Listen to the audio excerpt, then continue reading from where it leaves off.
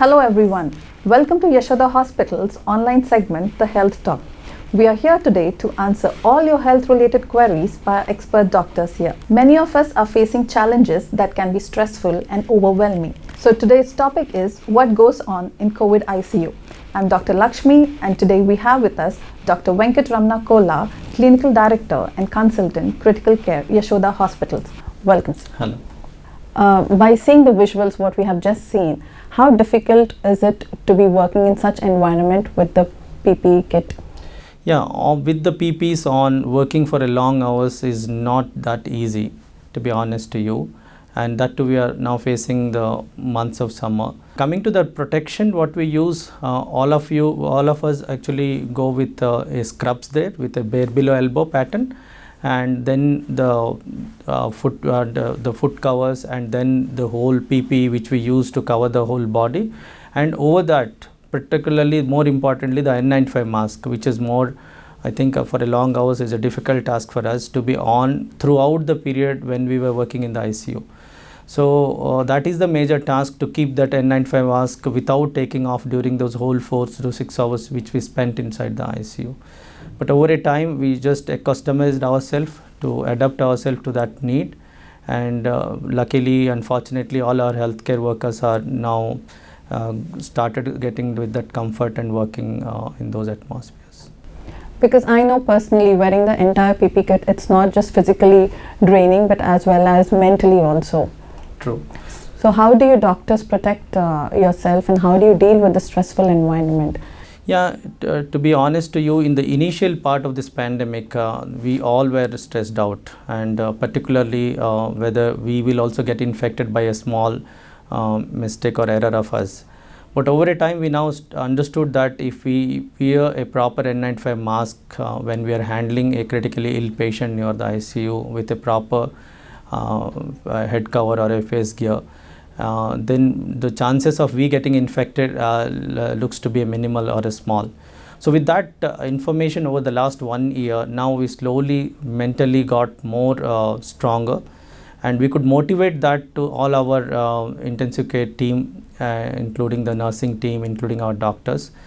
Yeah, sometimes it feels very difficult, but over a time in the last 1 year, we could actually cope up with that.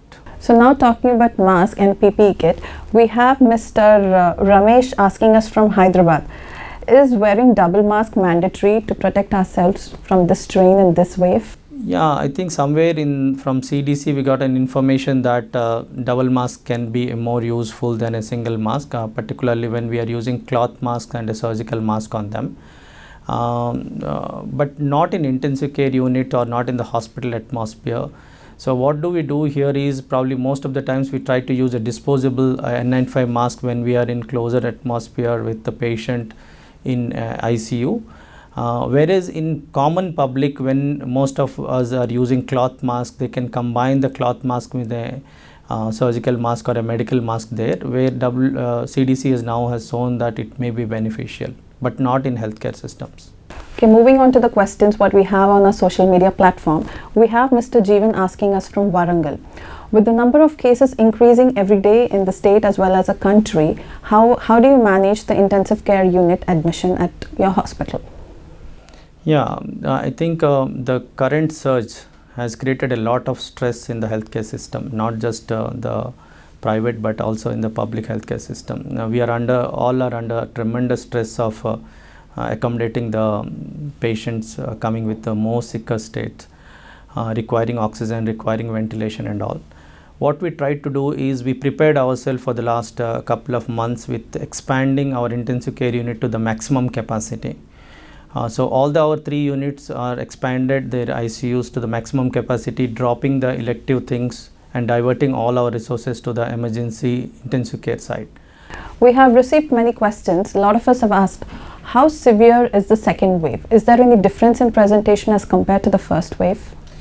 Yeah, so what we have seen is, in the initial part, we have seen a very sick group of patients. Initially, we thought probably this may be due to the surge that came in Maharashtra, and we had the initial patients who have flown from Maharashtra to this place maybe the sicker group came to us. But later on we also realized that the age group which got affected are looking more younger than the last time. It is somewhere between 40s and 50s, and we have seen a rapid progression in few of them. In the first week itself they landed into the sicker state. What I want to appeal is not all COVID patients in the second wave are sick or are dying. Majority of them do recover well.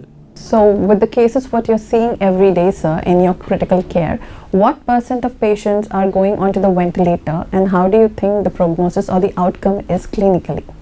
In intensive care, 30 to 40% of the patients will finally land up in the invasive ventilation. The rest all will be on non-invasive ventilation or HFNC or on an oxygen mask. So what I mean to say, we don't put any invasive tube inside the airway to ventilate them, sedating and paralyzing. So, but these 30-40% who are sicker group, who actually don't tolerate or maintain or get deteriorated on these non-invasive ways of ventilation, in them we have to ventilate. And that is the group where we see majority of the adverse outcomes. And in them also we see around 50 to 60% do well. But the rest of the 30 to 40% finally land to eventualities. Moving on to the next question, we have Mr. Saidalu asking us from Suryapet. He wants to know that after vaccination, he was tested positive for COVID. So is it false RT-PCR, or does that mean that he's got infected with COVID? Yeah, see, this has been a very common question from many of my own family members and other known patients and colleagues also. This is a live attenuated and kind of a spike protein vaccines which we are using right now in India. So they cannot cause COVID. So you getting COVID from vaccine is completely wrong and false. So what happens is some of the times when these vaccination spots, like there you will see a mass crowd or gathering. So that can be a hotspot to a super spreading area. So during that period also, many of our patients who go for a vaccination may get this infection as a super spreader area. Coming back to, can a vaccinated patient later on can get exposed to a COVID patient, can get infection? Yes, that's possible. And in our hospital also we have seen a few cases who came after the post-COVID, both Covaxin and Covishield vaccine, but their number looks very small. And many of them had a mild to moderate symptoms and they recovered well. Very few gone into a ventilator and eventuality. So what I mean to say is vaccines may protect to a majority, but the guard should be on. Just because you got vaccinated, that doesn't mean that you will not have any disease. You may still have a disease. You may still transmit the virus to others, but probably it will protect you from getting hospitalized or getting sicker. We have many of the questions from the audience asking us, how is the medical team dealing with the stress and the personal life, what they are going through? So we started believing this, we have to live with it for a long period of time. So what we are trying to do is we ourselves are getting into some form of physical activity, a fitness training at home, and then we also spend some time with yoga and meditation and keeping hydrating ourselves, and probably also having a healthy food. These are the key things, and probably speaking to your family, spending some time with your friends on maybe a electronic media, or speaking to your friends over phones, and those are the things which actually help us keep motivating. So for the general audience, how do you think they should deal with the stress with so much negativity around? So I think what actually happening right now is we get a lot of news, social media information related to the number of COVID cases across the globe, number of deaths happening, the bed scarcity, the queues in and around the hospital. So this kind of negativity obviously put onto your mind will definitely cause a lot of stress and depression and anxiety on you. So what I actually appeal to all of you is try to avoid this excessive information poured onto you. Try to restrict yourself to you and your family or surrounding your community. Try to do your best. Try to stay home. Try to do the appropriate behavior which is required for a COVID, like using a mask when you are out, probably following the social distancing, and also the hand sanitizer. The other few tips which will help you is probably involve in some or the other form of physical activity or some fitness training at home if you are not moving out for a walk because of this COVID restrictions. And then yoga and meditation both has helped many of our healthcare workers, so that do help to you as a general public also. So I think like being stressful about the negative news would kill one person more than the COVID. Yeah. So I think it's very important to remain positive despite the pandemic around. So we are more of looking at the number of deaths, the more of negative news. So if you look at the other side, we see around 80 to 90% of the patients who get admitted to the hospital also get discharged and go home happily and healthily. So keep on thinking in the positive way, and probably try to help the nation, help your community, help your family by not going out when it is not required and following the appropriate behavior, and save yourself and save the community and nation. So moving on to the next question, we have Thirumal Naidu asking us from Guntur. He wants to know, is plasma therapy still in use in this wave? We have seen the plasma may not be a great help in patients who are severe disease or on ventilators or who are on a multi-organ supports. But ICMR still gives its own recommendations that if a patient in the early phase with a negative antibody testing and having a donor with a high antibodies can still be considered as an investigational therapy. So the use of plasma has been definitely came down drastically compared to the last wave which we used. But selectively, yes, in few patients, few of our clinicians still prefer to use it in a certain individuals, selective individuals. If you look at the second wave, this somewhere started in the last part of the February in India, in Maharashtra and some part of India. But coming back to our twin states, Telangana and Andhra Pradesh, and particularly in Hyderabad, we saw the surge of cases in March. But if you see the surge of cases which overshoot and probably manifold, right now I think we reached 4 lakhs and crossed 4 lakhs within no time, within a few weeks of time. That means the number of cases in the second wave were manifold compared to the first wave, and the surge happened very rapidly. How does it affect healthcare system? This time we didn't get time to accustom and adjust to this sudden surge. Because of the sudden surge, the number of sicker patients, the number of patients into the intensive care and ICUs and hospital got suddenly surged up. Second part is, in this second wave, we saw more younger age group patients, kids getting affected. In the first wave, although we have seen some asymptomatic kids, but this time they had fever, cough, and even some of those symptoms of COVID, and very few required ICU care or hospitalization, but the children got affected. And the patients who actually came to the hospital also has a major chunk from this 40 to 60 years age group also. We were talking about the double mutant and now the triple mutant, first wave and second wave. So how do you see and when do you see the pandemic is going to end?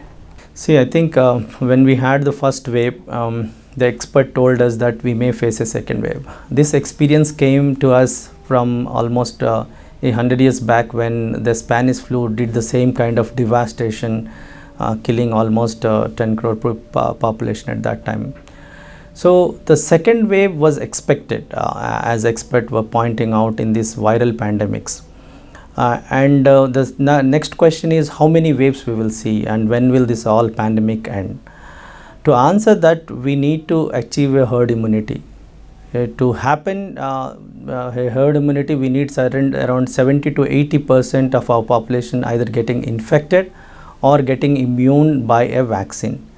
So I think we are reaching to that herd immunity probably after this second wave, with our vaccines coming up, which may cover a larger group of or larger mass of population, and probably this mutant virus will be added in our next version of the vaccine, that may be a Covaxin 2 or Covishield 2, which will also help in protecting this mutant virus infection also, and both to putting together the large second wave and this widespread use of vaccination in this second wave or in after the second wave will give us that herd immunity, and probably after that we may not see such a large waves of the pandemic. We may see a small number of cases floating in and around in these winter months like any other common influenza cold, but not these waves. We hope for the same, and we wish all the same.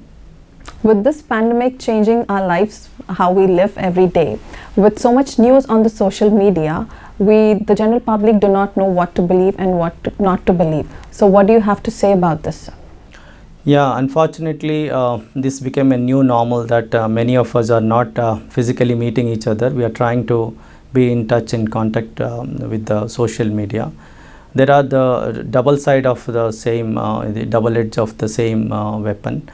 So the WhatsApp doctors, the Twitter doctors became a major concern because of the abuse and unnecessary use of the medication. What I have noticed is even for the mild asymptomatic cases, I see the prescriptions of 12 to 13 medications. In them, you will have 3 or 4 antimicrobials, you will have 3 or 4 vitamins, you will have 3 or 4 antihistamines in them. Probably most of them may not need any of it. They just need a proper symptomatic medication like to fever, a paracetamol tablet, and probably a steam inhalation with some eucalyptus, and well hydration and a good healthy diet, and monitoring their saturations will do. I think we should not pass on the text without knowing the authenticity of the text to any one of us. Whenever you are having a symptoms or signs of COVID, please try to reach a proper medical professional for his guidance and be under the supervision of the medical professional rather than following any social media doctor.